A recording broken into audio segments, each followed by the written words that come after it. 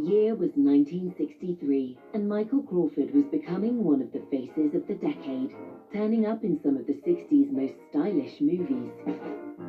In his early 20s, perhaps this will surprise some people who know him from his later career, he became quite a cool character. He was cast in a number of very hip films that really embodied the swinging 60s.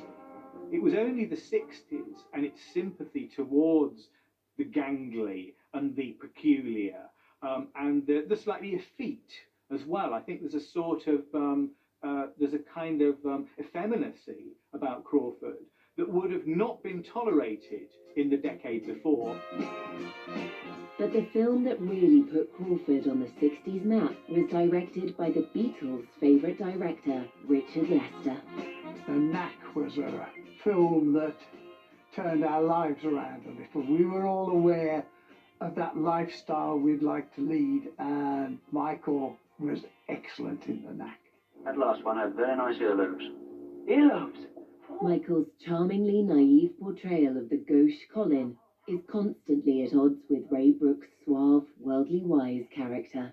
I'm busy, Colin. That can't, Colin, you were telling me. Establish contact. Yes, and I'm not referring to touch. Not to touch. Tactile communication, but of course that comes later. Touch comes later. Excuse me? I mean, there's a feeling between you. A feeling. You're aware of the girl? You're aware. The girl is aware of you? She's aware. The vibration. Vibration. Colin is amazing. He's really sweet and innocent. He's a bit frustrated. He's naive. You can certainly see early Frank Spencer in that performance. The nerves, the pout that Frank did so well a decade later.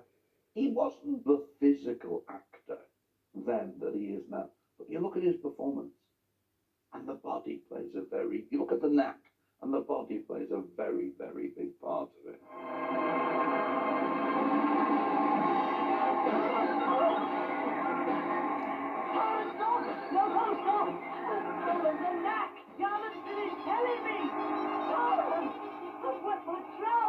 It was a real launch pad for Michael Crawford, a starring role, and in something that was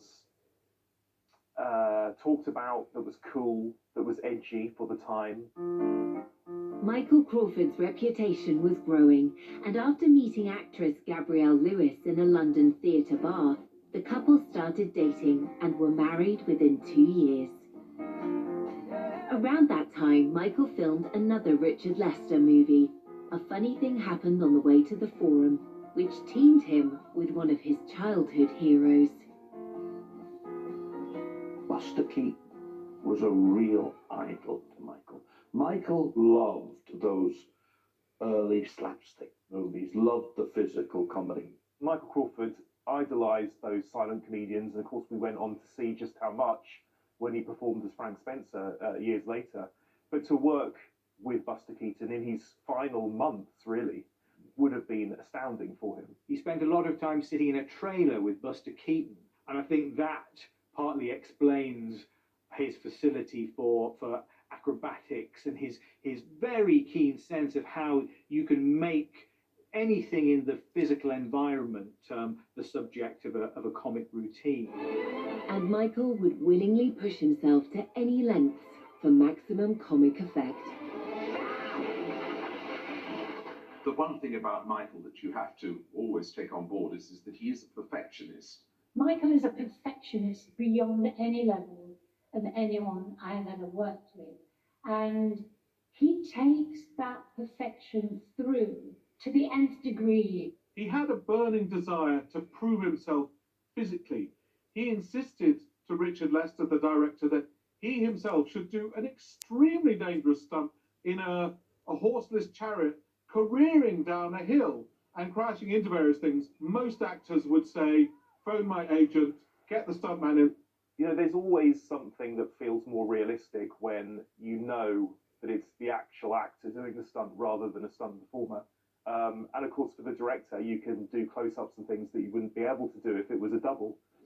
Dick Lester let me go out with a second unit, and that was it. He just gave me a camera, and we went out and did stunts on the back of this horseless chariot.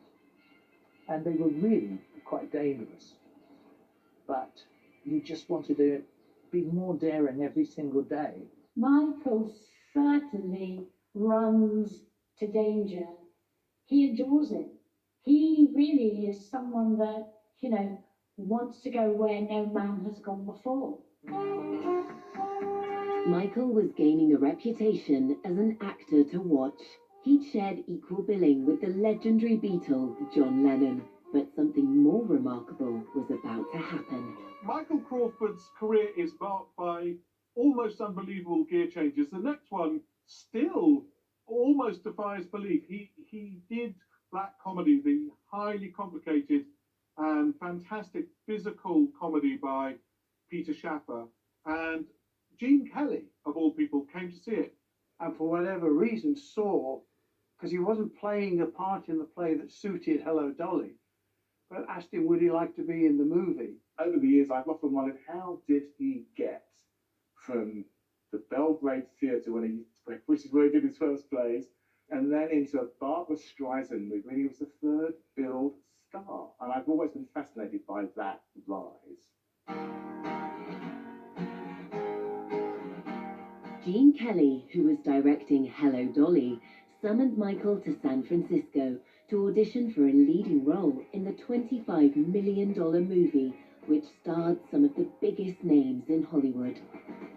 He asked me a few questions. Do you sing? I said, well, I do a little. I've been to choir schools and I sing in the bath and I sing in the bar.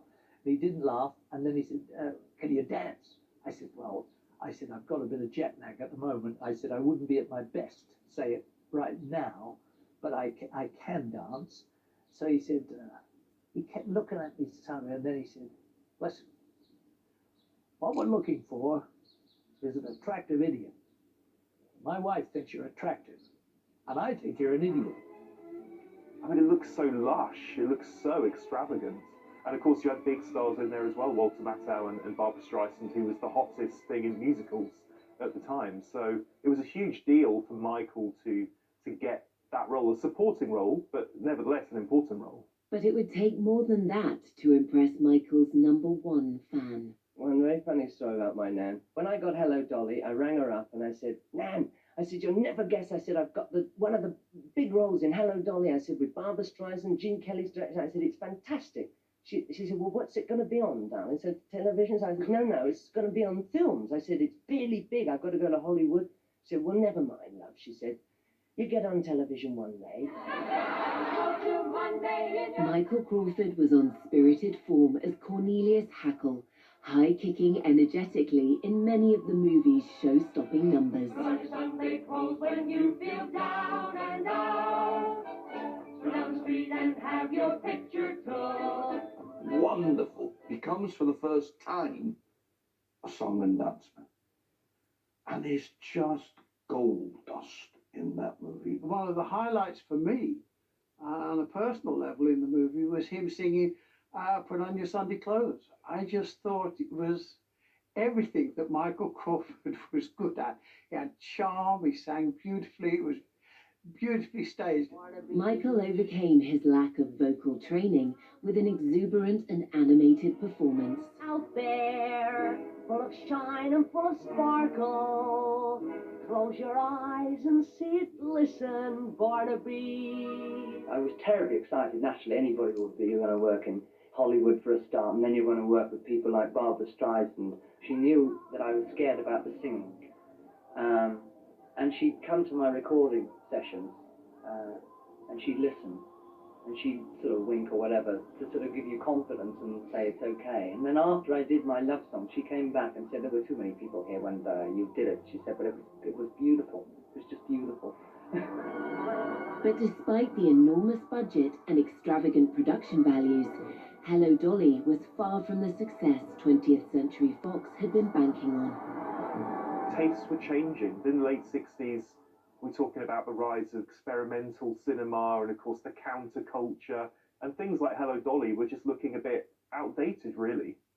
It was a huge flop. It was very disappointing, and it marked the end of those very lavish, gratuitously exuberant, big-budget Hollywood movies. Crawford went on to do one more film in America called Hello Goodbye, but it was goodbye to his Hollywood career after that. many people thought that he should have been in Hollywood, and I think he probably thought he should have been in Hollywood, but that ended in a rather awkward kind of way. He was chewed up and spat out, really, and ended up back in London having a kind of crisis, really. Michael Crawford's triumphant 1960s had ended on a sour note, and the situation was about to deteriorate even further. If you can believe it, he went to work stuffing cushions in a factory in London because he would rather do that than, as he saw it, embarrass himself as an actor.